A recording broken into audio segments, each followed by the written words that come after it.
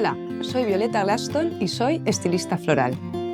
Mi trabajo está enfocado en instalaciones botánicas y florales, en complementos como coronas y en estilismo floral para publicidad. He trabajado para clientes como Rainbow Styling o la revista Clara.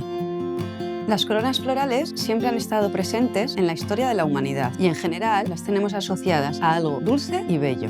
En la cultura occidental cada vez son más utilizadas en el sector de la moda y a día de hoy son un complemento más para las personas atrevidas. La finalidad de lo que hago es crear un mundo más bello a través de la manipulación estética de la naturaleza, dando lugar a proyectos que puedan generar niveles de interpretación. Además, mi pasado como diseñadora gráfica está latente en muchos de mis trabajos, al elegir una paleta de color o al crear armonía en una instalación. En este curso de doméstica te enseñaré a crear una corona floral.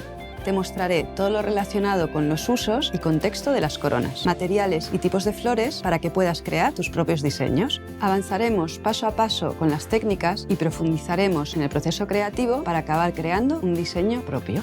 Como proyecto final, crearás tu propia corona floral con el acabado que tú elijas.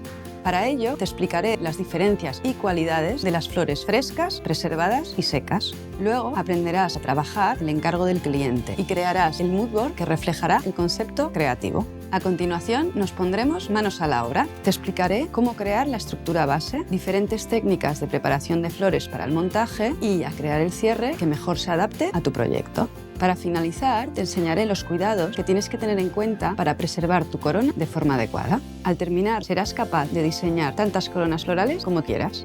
Los materiales que utilizaremos serán flores frescas o preservadas, alambres, alicates, tinta floral, tijeras y un tubo de cola floral. Lleva la naturaleza a tus diseños y da forma a coronas florales únicas.